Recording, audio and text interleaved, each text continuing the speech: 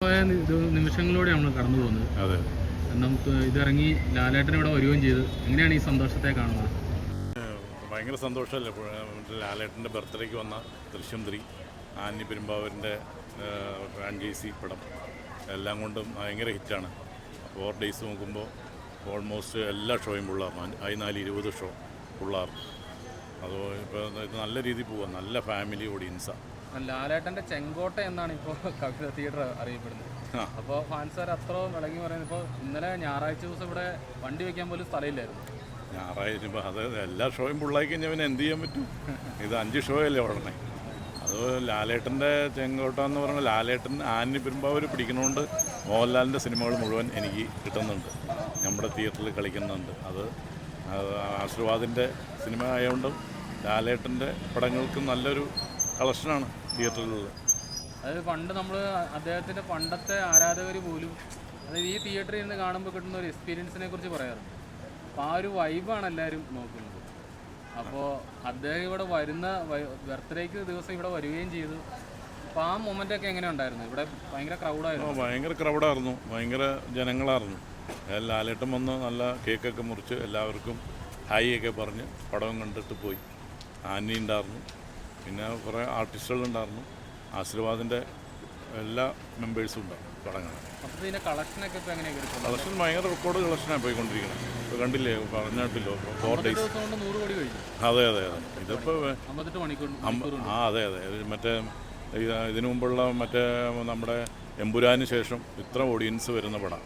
അത് ഓൾമോസ്റ്റ് എത്ര ഷോയോ ഉടനെ എല്ലാ സ്ഥലത്തും എല്ലാ 500 തിയേറ്റർ ഉണ്ട് കേരളത്തിൽ. അതുപോലെ തിയേറ്റർ ഓണേഴ്സ് ഭയങ്കര പ്രതിസന്ധിയിലോട്ട് പോകുമ്പോഴൊക്കെ ഇതുപോലുള്ള സിനിമകൾ വരാനാണ്. അതെ അതെ. ഇതുപോലത്തെ സിനിമകൾ 3 സിനിമ വന്നാലാണ് തിയേറ്ററുകൾ നടത്തിക്കൊണ്ട് പോകാൻ പറ്റുള്ളൂ. തിയേറ്റർ ഉടമകൾക്ക് എല്ലാ ടാക്സുകളും ഇനിയിപ്പോൾ പുതിയ ഗവൺമെൻറ് വന്നാൽ ഞങ്ങൾക്ക് ടാക്സ് കുറച്ച് തരുമെന്നുള്ളൊരു വിചാരമുണ്ട്. അല്ലെങ്കിൽ ഒന്നും പിടിച്ചു നിൽക്കാൻ പറ്റില്ല. ഇത് ഭയങ്കര ടാക്സ് അല്ലേ, ടിക്കറ്റ് റേറ്റിൻ്റെ GST മേൽ ടാക്സ് അല്ലേ. കൊറോണയ്ക്ക് ശേഷം തിയേറ്റർ അടയ്ക്കണ പ്രതിസന്ധിയിലൊക്കെ വന്നപ്പോൾ ലാലേട്ടൻ അന്ന് നേരൊക്കെ ഇറങ്ങി ഭയങ്കര ഹിറ്റായിരുന്നു. അതെ അതെ അതെ. നേരെ ഇറങ്ങി, പിന്നെ അത് ഇറങ്ങിയല്ലോ. ഇതിൻ്റെ രണ്ടാം ഭാഗം ഞങ്ങൾക്ക് തിയേറ്ററിൽ കിട്ടിയില്ല. ഭയങ്കര കളക്ഷൻ പോയി ഞങ്ങളുടെ തിയേറ്ററുകാരൻ. അത് അവർക്കും ആ സമയത്ത് ഒത്തിരി പൈസ മുടക്കി വെച്ചേക്കുമല്ലേ. അപ്പോൾ അവരത് ഇറക്കി OTT റിലീസ് ചെയ്തെന്നുള്ളൂ, അല്ലാതെ വേറെ കുഴപ്പമൊന്നുമില്ല. ഇതിപ്പോൾ നല്ല രീതിയിൽ പോവും.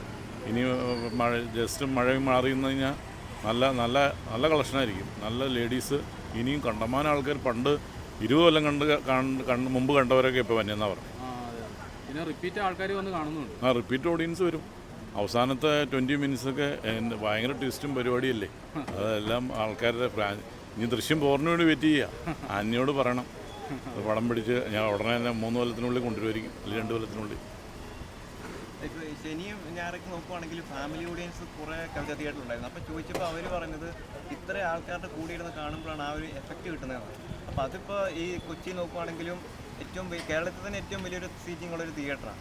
അപ്പോൾ ആ ഒരു എക്സ്പീരിയൻസ് എല്ലാം കൊടുക്കുമ്പോൾ അതൊക്കെ എങ്ങനെയാണ് നോക്കി കാണുന്നത്? അത് അവർക്ക് അത്ര പേരുടെ കൂടെ ഇരിക്കുമ്പോൾ പല ആൾക്കാരുടെ കയ്യടിയും ഭയങ്കര ബഹളവും ഇതൊക്കെ അല്ലേ. അതൊക്കെ കാണാനല്ലേ ആൾക്കാർ കൂടുതൽ തന്നെ. 100 സീറ്റ് 150 സീറ്റുള്ള തിയേറ്ററൊക്കെ ആണെങ്കിൽ വീട്ടിലിരുന്ന് OTT കണ്ടാതെന്ന് പറഞ്ഞത്. അതിന് പകരമാണ് തിയേറ്ററിലേക്ക് ജനങ്ങൾ ഇറങ്ങുന്നത്. പലരും വലിയ സ്ക്രീനുകൾ ചെറുതാക്കി മൾട്ടിപ്ലക്സുകൾ പണിയുന്നുണ്ട്. സാർ ഇപ്പോഴും ഇത് കീപ്പ് ചെയ്തു പോകുന്നത് ഈ ഇവരുടെ ഒരു ഇഷ്ടത്തിന് വേണ്ടി തന്നെയാണ്? അതങ്ങനെയില്ല. ഏതായാലും ഇത് കുറച്ച് സീറ്റൊക്കെ കുറച്ച് റിനോവേഷൻ ഉണ്ട് ഉടനെ തന്നെ. സീറ്റുകളൊക്കെ കുറച്ച് കുറയ്ക്കണം. എന്നിട്ട് സ്ക്രീന് കുറച്ചുകൂടെ വലുതാക്കണം. അങ്ങനെയുള്ള പ്ലാനുകളുണ്ട്. എല്ലാം അടിപൊളിയായിട്ടാണ്. Thank you.